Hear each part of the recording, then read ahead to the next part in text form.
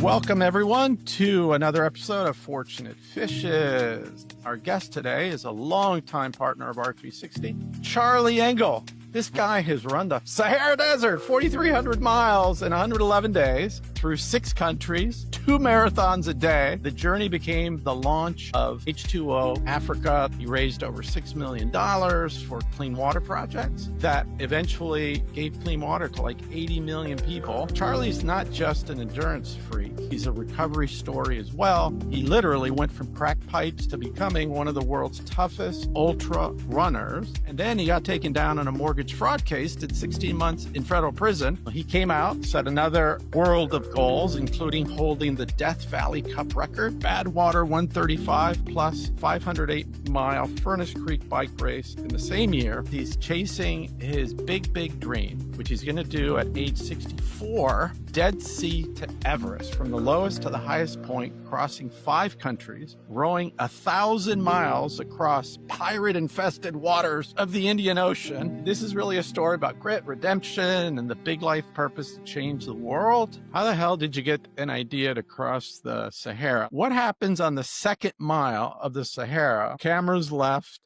and now it's like, shit. Yeah. It's a great question. And the Sahara really came out of, at that point in my life, I was about 13 years sober and still kind of finding my footing, no longer struggling with, am I going to drink and use drugs? But like, who the hell am I? What is going on? What is my trauma? How do I dig into this stuff? And I was a senior producer at this point. My life had gotten a lot better, and I was a producer on a TV show called Extreme Makeover Home Edition at the time. That was a huge show, yeah. Big show. Yeah. We were the #1 show on TV, and I started working on the pilot on that show. A friend of mine was the creator of the show, and I had been talking about this idea of running across the Sahara, but the quick step back, the Sahara idea came from a friend of mine in the Amazon jungle. I was doing a race and he just blurts out this idea. Hey, have you ever thought about running across the Sahara? I'm like, no, that's a stupid idea. It's a terrible idea. Why would I do that? And he's like, well, nobody's ever done it before. And look, firsts in the adventure world are really hard to come by. There's not many things that somebody else hasn't done. And at that point in my growth as a human, the idea of doing something and differentiating myself and in that way, part of it ego-based for sure, by that point had run races all over the world. I mean, I'd already been to 20 countries to do big events, and I knew that what I really loved was travel and cultural exploration. How did it go from that's a stupid idea to like something that wasn't so stupid? I think you can relate to this, and a lot of listeners can relate, because the real tell was that I couldn't stop thinking about it. Do you know what I mean? Because there's those ideas that you get, and no matter what your little voices are telling you, oh, forget this, it's terrible business, or that relationship will never work, or whatever. It's not how we're built. And I just couldn't stop thinking about it. And once I took possession of the idea, I started saying out loud to other people with no proof that I could do it, that I was going to be the first person to run across the Sahara Desert. A friend of mine who got sick and tired of hearing me talk about it, because I can talk a subject to death. He finally said, look, if you'll just, I'll introduce you to this director friend of mine if you'll just shut up and stop talking about it. And I said, yes. Well, turns out the director was James Mall, and he had won the Academy Award for Best Documentary the year before. Holy cow. And before you go into that meeting, yeah, most listeners, they know where the Sahara Desert is. Oh, that's in Africa. What are things that listeners aren't like thinking about that you would have to explain to this guy of how you're actually going to do this and survive? Yeah, well, you know how when people take a run on the beach, like the nice ocean, they go to the beach, where do they run? They run right next to the water because the sand is really firm. Guess what's not in the Sahara? Water. And so consequently, all of the sand that I ran across for 4,500 miles was basically the kind of sand you don't want to run on at the beach.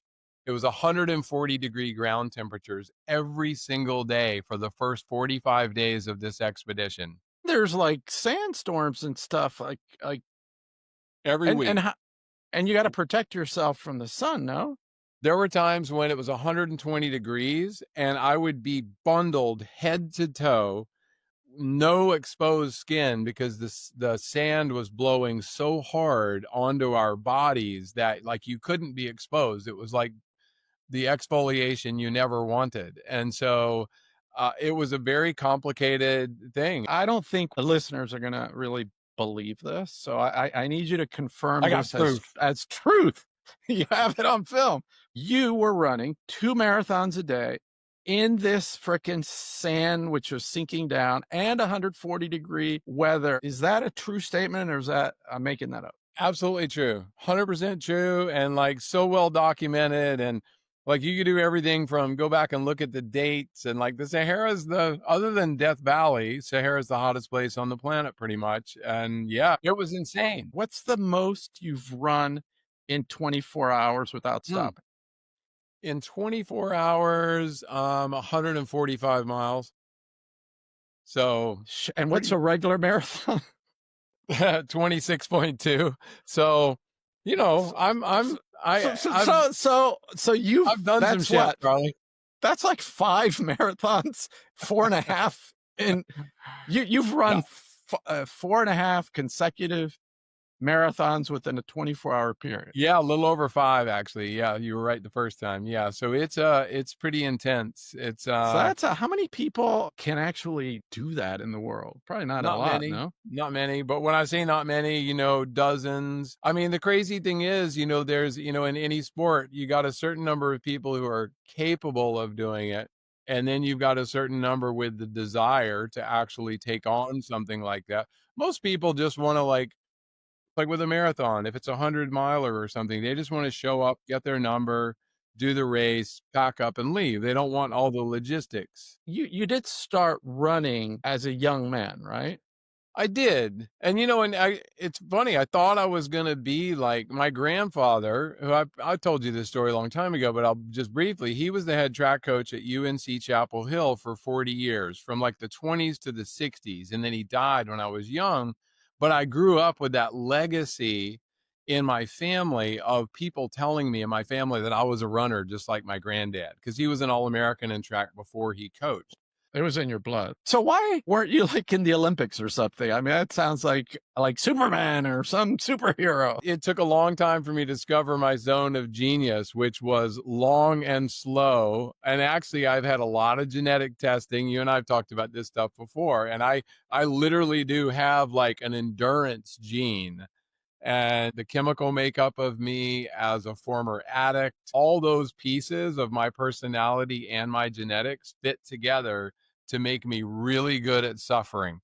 You've run over 5 marathons in a 24-hour period. Where did that come from? Yeah, I mean, I did, but I even started before then with, you know, kind of family lore, which is the way families work. My grandfather had been the track coach at the University of North Carolina, Chapel Hill for 40 years, but he died when I was only a year old. So I never knew him, but I grew up with his legend and being told that I was just like my granddad. And you know how kids love to hear that kind of thing. And I took the identity of a runner, and I was a good high school runner. I played football and basketball. I was a good basketball player. I was a crappy football player, and I should have let all those other things go. But girls didn't like runners as much as they liked football players. And so I focused on the wrong things. And then I went to college, and, you know, and I continued to run even as I found myself drinking and drugging more. Running was actually salvation for me. It was my place to go when things were really bad too. I want to help listeners who have a crazy dream. Take us back to how you got to this director to show him this crazy idea. What happened that day? How did it happen? How do you go from that to roping in Matt Damon into this project? Any reader can go to Netflix, I think, or Prime and see it. But take us back to that actual day.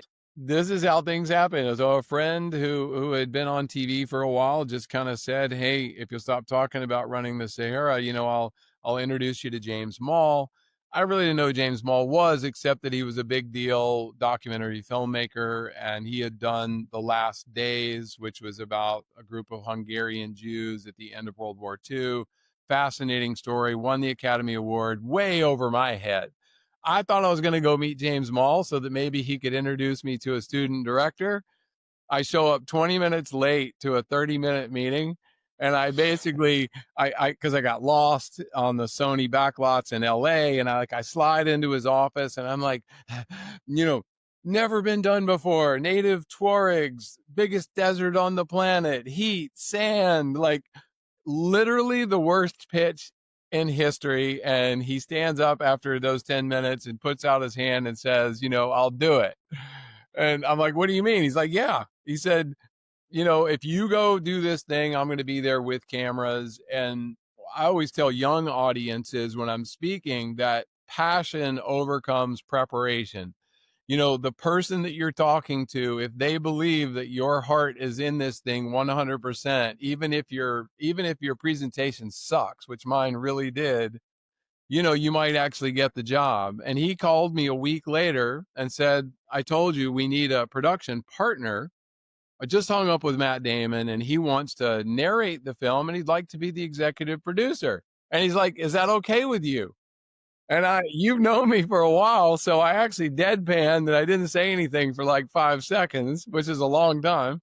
And I'm like, James, I was really hoping for somebody better, but yeah, if Matt Damon wants to be on this, then have at it.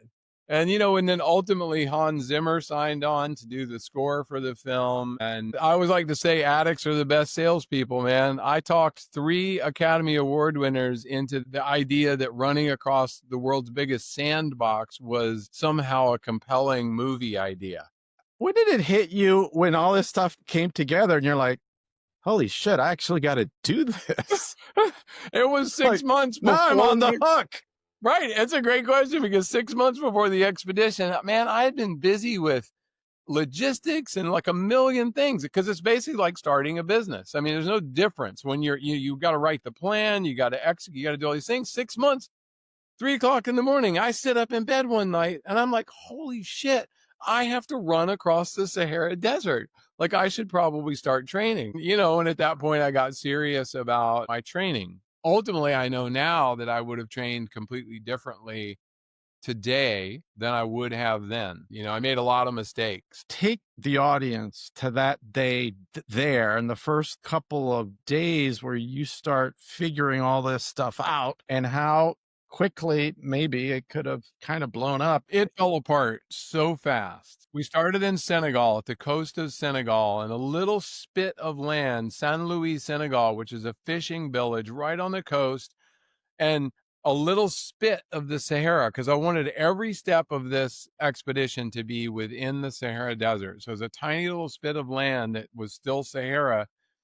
We ran north, and by day 2, we're into Mauritania. So Senegal was only for a day and a half, really. Pretty much immediately, the heat started kicking our ass. And so by 7 days in, we'd lost support vehicles, support people had quit. We'd gotten lost in sandstorms. We'd run out of water twice. My teammates were on IVs, and it was a disaster. Actually, the executive producer, Matt Damon's old roommate from Harvard back in college, ran his production company. Larry was his name, and Larry calls me on a sat phone. He's like, look, I'm sorry to tell you, but you guys are way behind, and like, we're over budget already, and I can see the writing on the wall, and we're going to have to consider like pulling the plug on this thing. And I'm like going, sorry, you're breaking up. I can't hear you. And I took the battery out of the sat phone and I shoved that sat phone into my duffel bag, and I didn't look at it again for a week. And I do just want to say this because I know you'll appreciate it. I talk a lot these days, and you haven't even heard me talk about this because it's been such a revelation, especially for young people, but like for anyone on this planet, the attachment to a particular outcome of a big project, investment, or whatever is really detrimental to the success of the project and definitely detrimental to your happiness. I recognize that I'd been sober for like 15, 17 years, whatever it was by then, one day at a time. We all know the mantra. But I felt so much pressure to be successful in the Sahara. Millions of dollars invested, Matt Damon, my whole world was watching me. We're shooting a big film, and I was miserable because I had forgotten the lesson, the simple lesson that the only miles I could run were the ones right in front of me. Did you figure that out after basically 1 week and putting the sat phone away? Is that when it clicked? Yes. Yeah, because and I woke up on day 8, Charlie, and that was when I woke up on day 8 and I said the only thing I'm focused on is running a marathon this morning.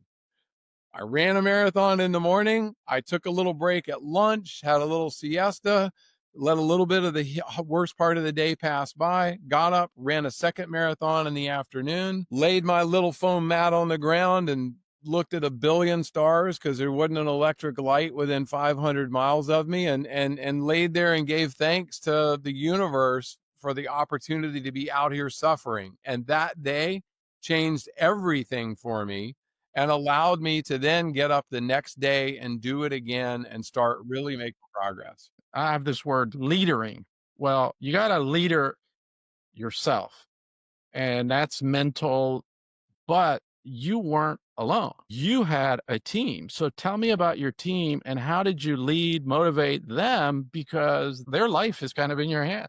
Yeah. Well, and you saw the film and a lot of people see the Yep. film, and what I've learned through the years to say is that the reaction of any individual to the film Running the Sahara is more dependent on your background than on mine.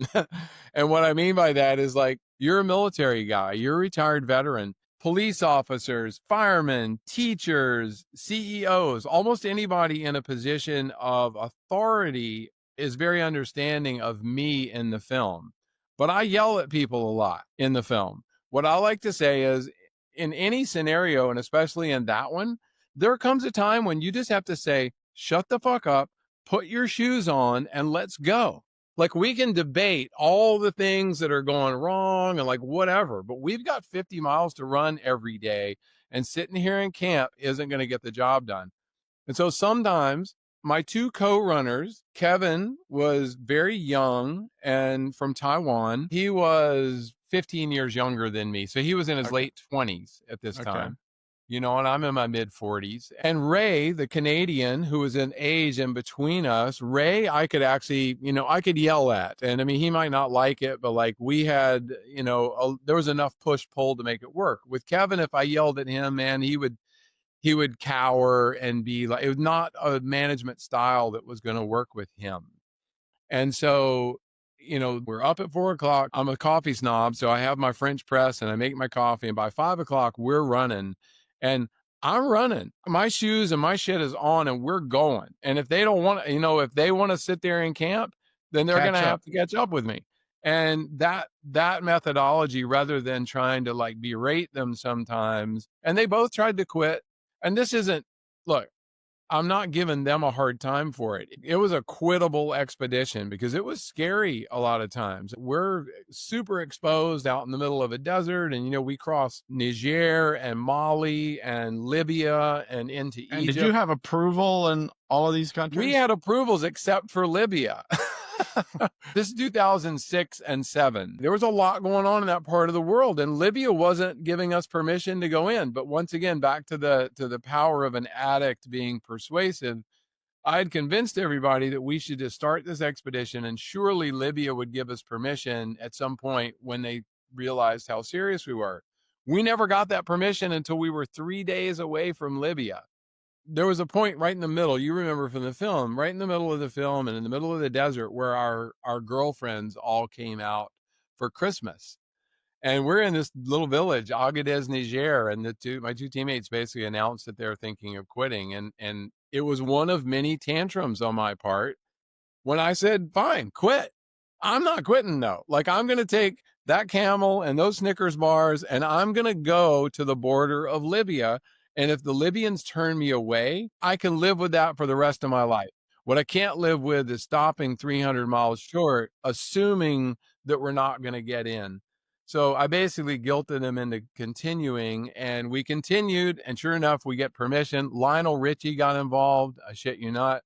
It's such a funny story. Muammar Gaddafi's son was a big Hollywood and music person, and he found out that we wanted to come. And he is the one who ultimately And I'm not proud or not proud of this. It wasn't a political thing. I just wanted to run across this country. That's it. Libya turned out to be the gem of the entire expedition. It was the most gorgeous place. And was there people there waiting for you at the border and all that stuff? I'll tell you, when we got to the border, it was very anticlimactic. There were 2 oil barrels with flags sticking in them, and there was not a soul around. We didn't see our first person for like 3 days. And eventually we had to like check in and Right. all of that. My joke is that I think they thought we were coming in to like, bring booze and mess with their women or whatever. We had a whole regiment of Libyan army with us at first. And finally they realized, oh my gosh, all these guys do is run all day, every day. And by the time we reached Egypt, there's a great scene in the film where I'm literally arm in arm with my Libyan, guard, my security guy.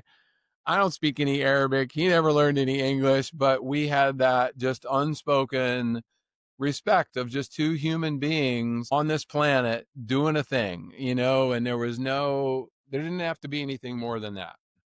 Almost a third of a year you're doing this. How does a human body go through 2 marathons a day after day after day after day? Yeah, it's a good question, because for a while I didn't think that was going to be possible either. Trust me. I will say this though.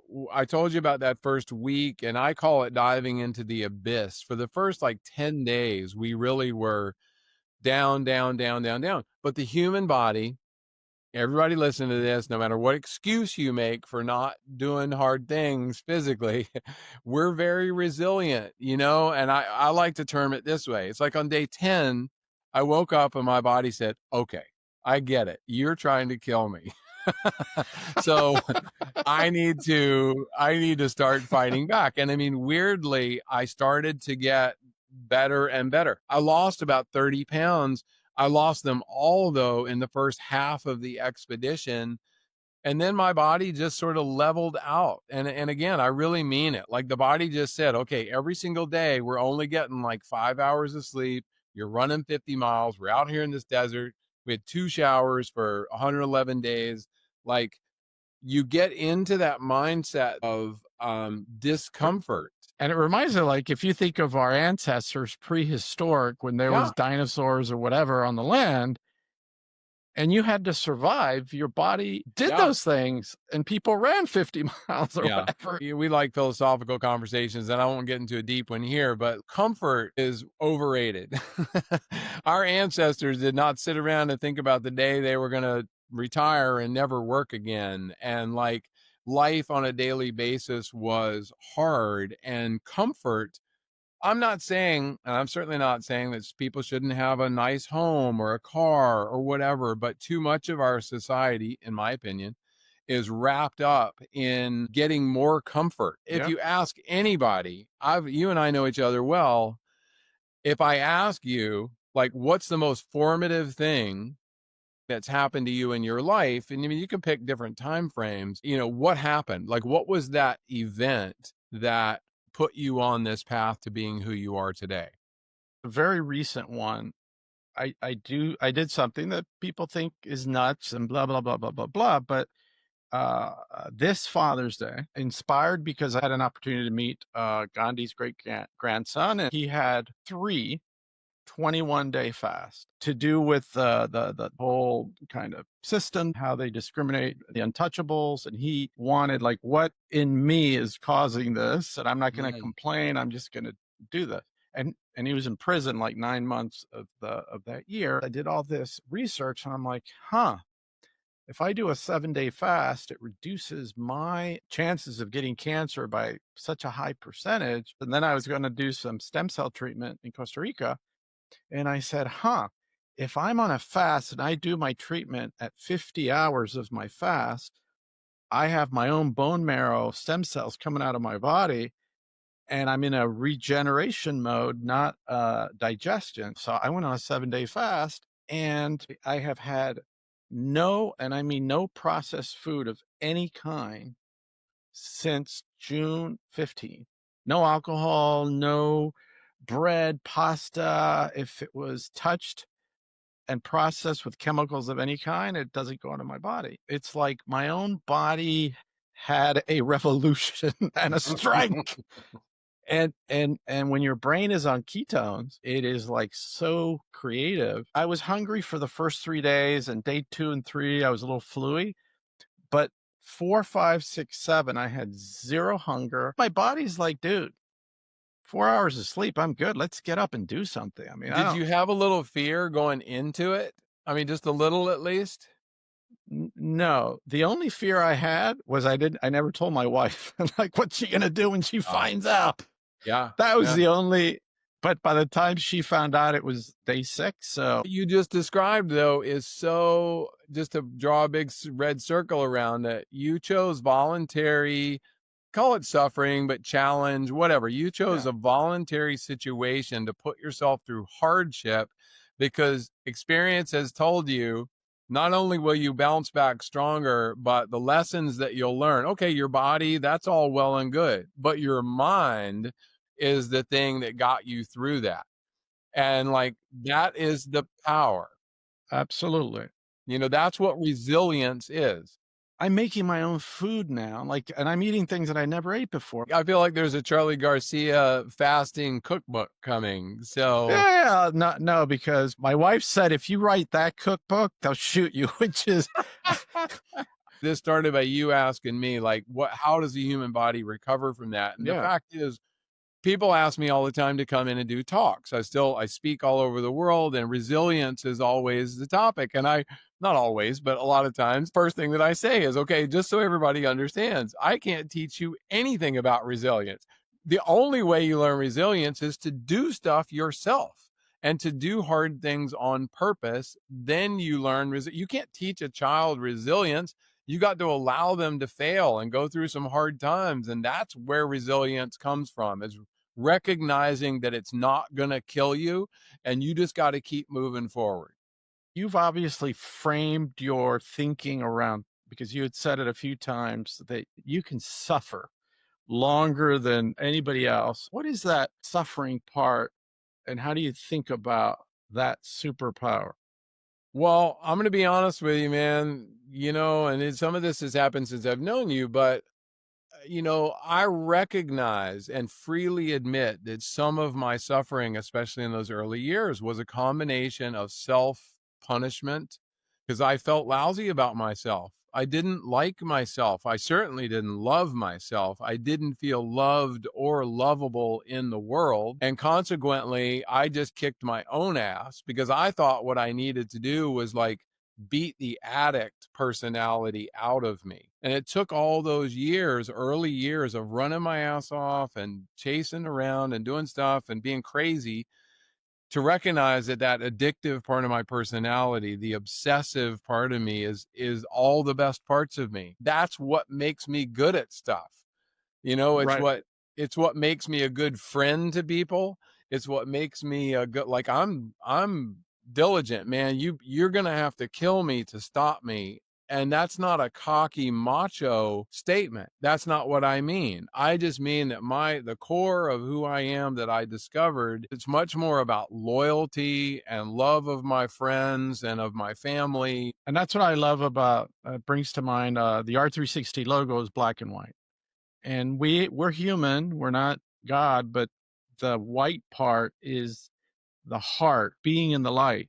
But we all have darkness, our ego, our selfishness, we don't love others or ourselves, we want to punish. And look, the constant struggle for all of us is to be in the light. And if you have an 80% day in the light, that's a good day.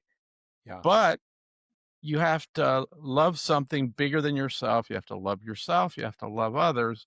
But the loving yourself is not easy sometimes. We as humans tend to make the mistake that, let's say you're on a whatever diet and you're trying to lose some weight or whatever. And we've all heard this story before, but like you're doing great for a week. And then, I don't know, you have an argument with somebody or something happens at work and you come home and you eat half a chocolate cake. Like everything in you says, oh my God, I just threw everything away and like I suck. And like that self-talk that we give to ourselves about how crappy we are as a person and what's wrong with me and all of that talk. the hardest thing to do, and this is what I say over and over, Charlie, is in life, we don't get through hard times. We really just have to get through hard moments.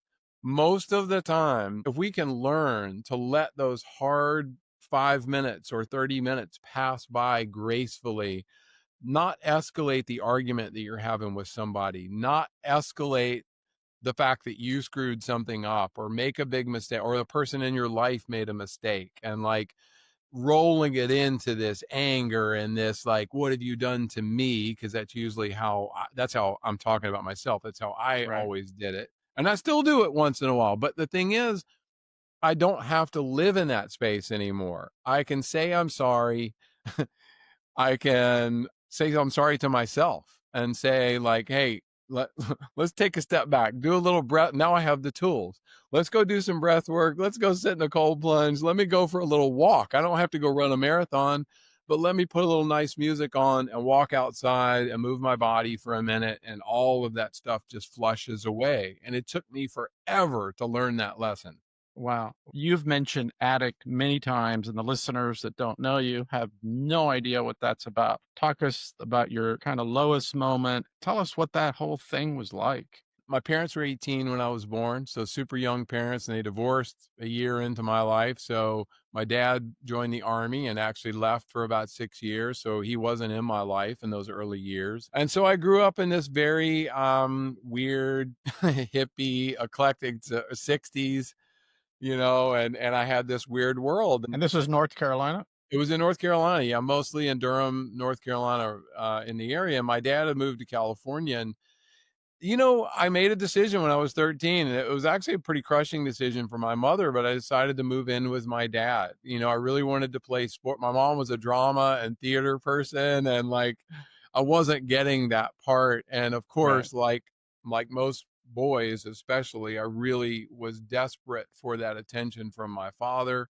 I move in with him, and I go from playing no sports to 6 sports. Like I literally played every sport known to man in high school, and like I was all state in some things and top 10 in my class and student body president and dated some cheerleaders, and like I did the whole deal in high school and was pretty well liked. And I go to college at UNC Chapel Hill, and I think there's going to be a banner on my dorm like, welcome Charlie, we're so glad you're here, like now we can all start having fun. And what I discovered was I was like very average.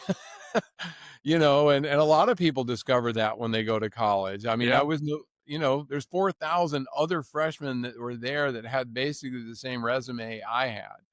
What I figured out early, the drinking age was 18. I turned 18 like 2 weeks into my freshman year, and I'm pretty sure I was named to a couple of first team All-American drinking teams. And like, what was your drink of choice? Were you a beer guy? Man, I was a tequila and beer guy. Tequila and beer all night, every night. And look, in the South, there's also, terrible things like Southern Comfort and just some awful, sweet bourbons and stuff. We had like Bacardi 151. I remember that one. 100%. Oh my God. 151.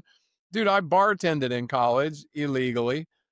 Because you need to be 21. But I remember being behind the bar and literally blowing flames for 20 feet with Bacardi 151 behind the bar. So thank you for that very disturbing memory. So it started with alcohol in college. Yeah. But then I went to, this story too. I went to Carolina, and I actually I was recruited to play football at Carolina. I never played.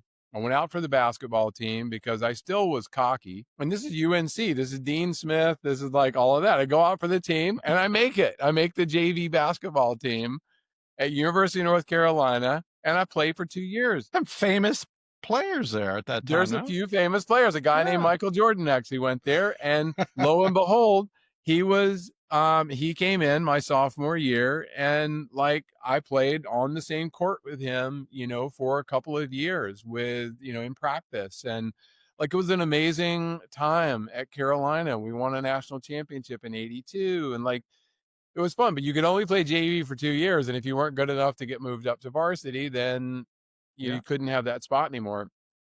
And basically, I was hanging on by a thread, Charlie. I was drinking. I've been introduced to cocaine, which the 80s, or as I like to call them, the cocaine decade, it was really a big thing. Miami Vice, and Yeah. like, it was just an insane time to be in college. I mean, now is to all times are.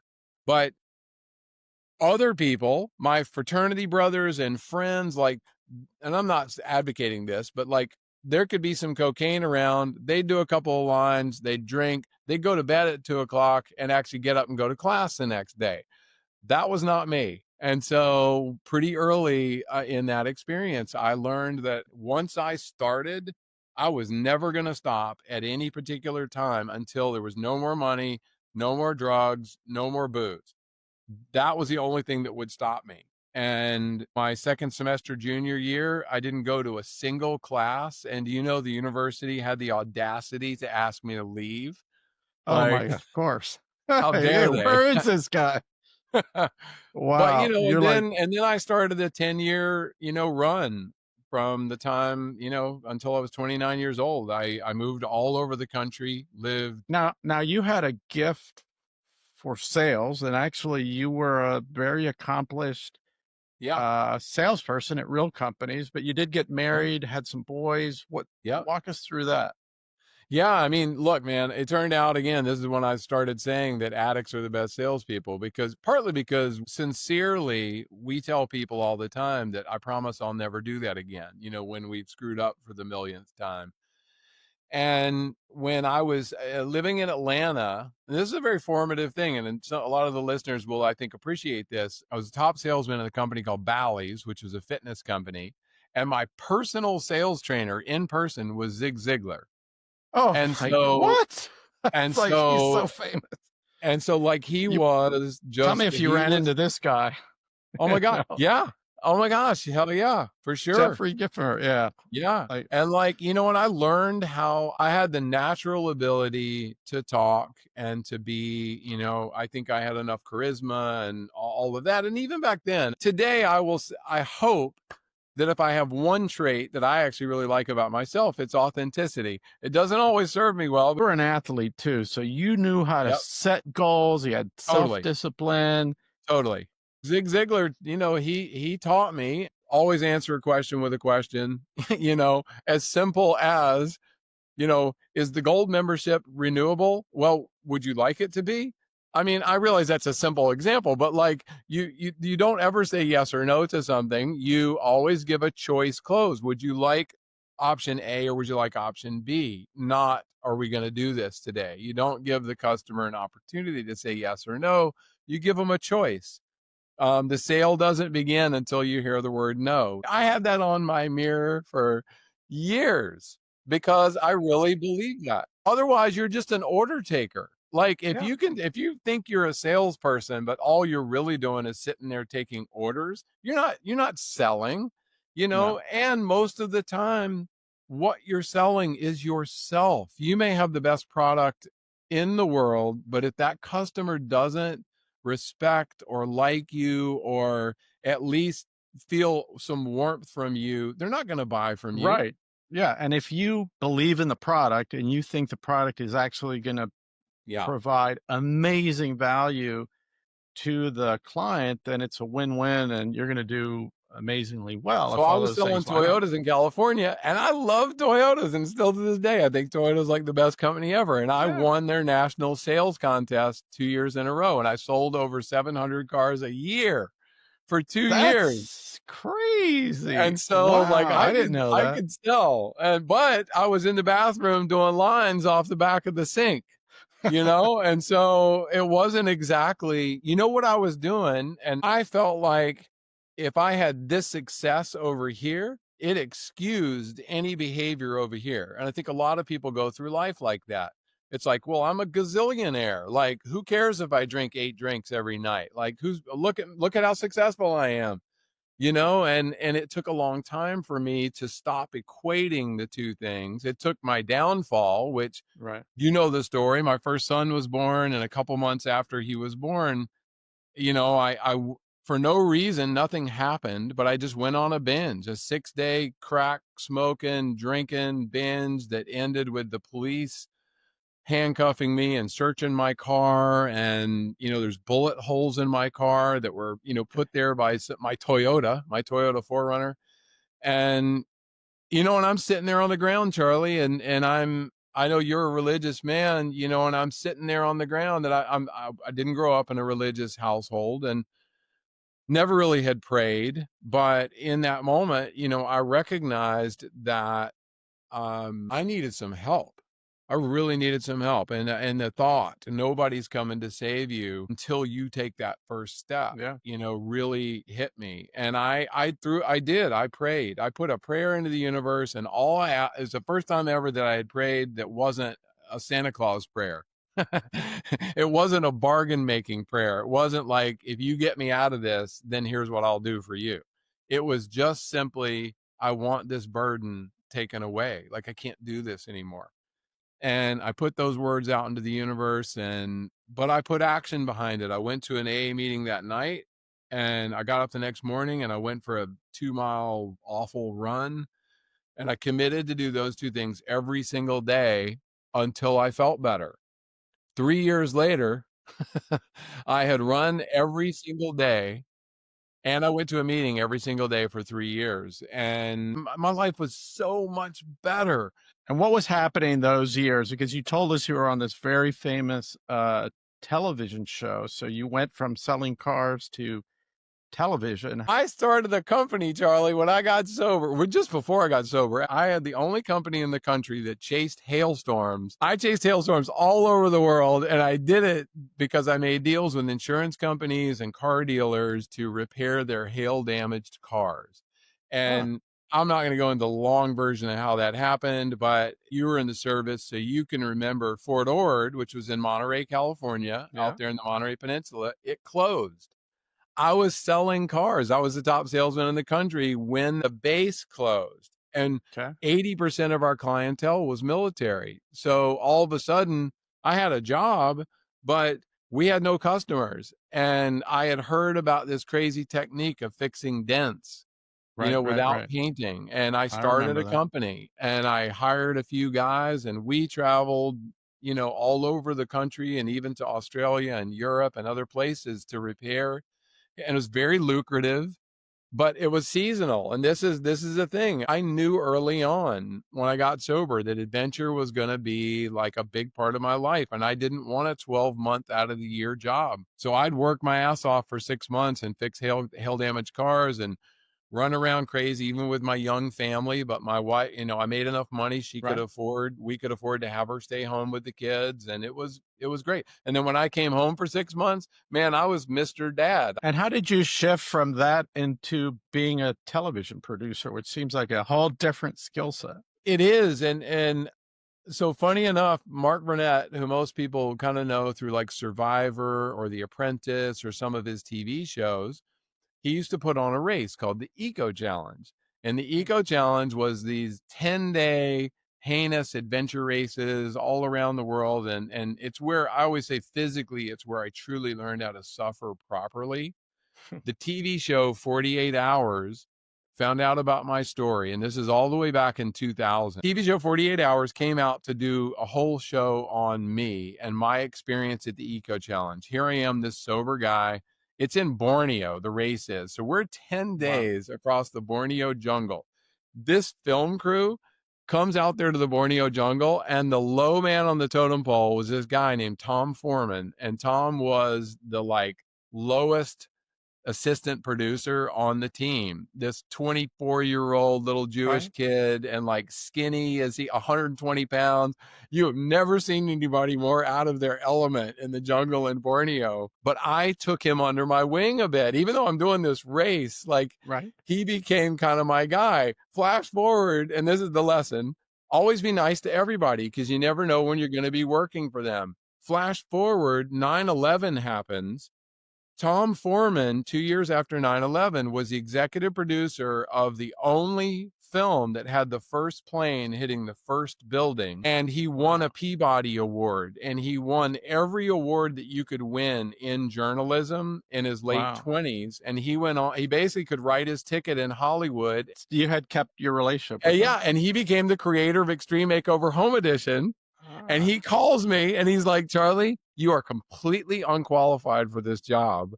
But if you don't tell anyone, but what he saw in me in the jungle in Borneo, because I was carrying a camera and doing like a video diary, what he saw was someone who would fight through anything.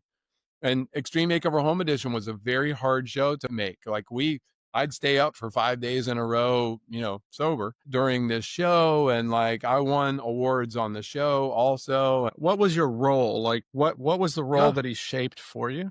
I mean, I was a senior producer, but that was my title. But what I really did was not an over-the-shoulder camera, but kind of a mini DV version. I was the guy, if you ever watched the show, Ty Pennington and all the designers on the show, I was the behind the scenes guy. There'd be the big formal shots, but I would follow them around with everything they were doing and building and cursing and having personal moments. And I would go interview some of the families in the neighborhood. I found out I was really good at sitting down with a person, just like we're doing right now, and asking them questions and getting them to open up to me. And you had a filmmaker behind you while you're asking the questions? Exactly. And I would be producing in that way. And like, I just kicked ass on that. I mean, it was one of the happiest times I'd ever had. Wow. And simultaneously, Charlie, I got, kind of ranked in that same time frame, 03, 04, I was ranked by some rankings, the top ultra distance runner in the world. And so I had gone from, addict to being covered in Men's Journal and, GQ and all these magazines covering me. And this is before the Sahara even. And like, right. But when you went into the Sahara thing, you already you had chops because you had these rankings. Plus you were a senior producer. So it wasn't like, it wasn't like you were a nobody. No, he had to at least think the show to run across the Sahara. Like I had to take a leave of absence because, I was going to go do this big project. And Tom Foreman today, that same guy, he actually is the most prolific producer in Hollywood still today. He's probably got 50 shows on TV these days, mostly on cable. Before we get to what happened to you in 2010, tell us like how you finished, what happened when you finished, what your life became after doing this like incredible feat. Yeah, I mean, look, the Sahara was the fulcrum of my life, no doubt. There was, if there's a teeter-totter, it is the center point, and both good and bad. There's a lot of good that happened after. There's some really hard things that happen after. But the actual finishing, the completion of the expedition and actually getting to the Red Sea and putting my feet after 4,500 miles into the Red Sea, I think the most poignant thing I could say to you, I had an interview with NPR like within an hour of finishing. Wow. And I'm sitting there, I have a baseball sized blister on the bottom of one of my feet, and I'm exhausted and I'm just cooked. We had been elated, feet in the water, hugging each other and crying and like all these things. And the first question I got asked by the woman on the NPR show is obvious question, softball. So how does it feel? Like, how does it feel to be done with this thing? And I paused for a second with no knowledge that I was getting ready to say this, but I said, this might be the saddest day of my life. And it just fell out of me because the recognition that not just the 2 years of like getting ready and then doing this thing and all of that, it's over. Again, we spend so much time in our lives trying to accomplish things, but most of us can relate to that idea, just like getting that, if wealth is your thing, just like getting that first check for $1 million. I've heard people tell these stories and they get it. And then it's like, ooh, that doesn't feel as good as I thought it was going to feel. Like now I need to get more, and I understood in that moment that I didn't understand how to fill this part of me that still needed a lot of work. And that even running all the way, while I was proud of myself and I took satisfaction, I still. And you had shifted, Charlie, to day by day by this point, yes, too. Totally.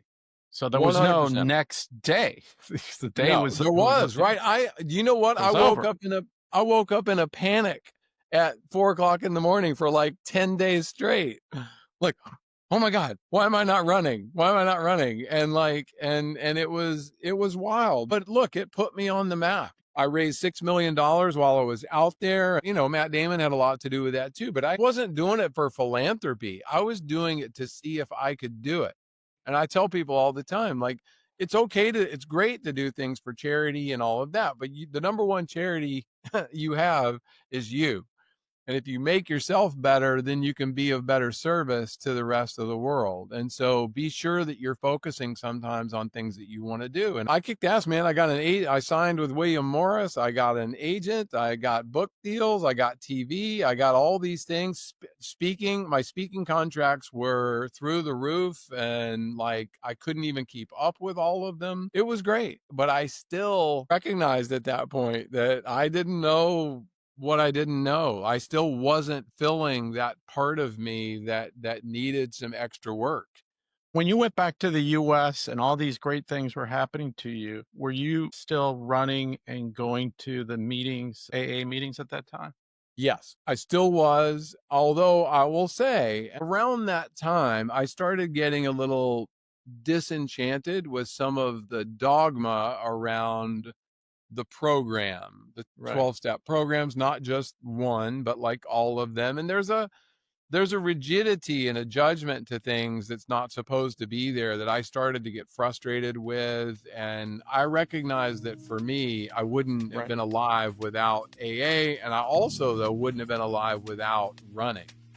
I saved my own life through running equally as much as the support that I got out of that program.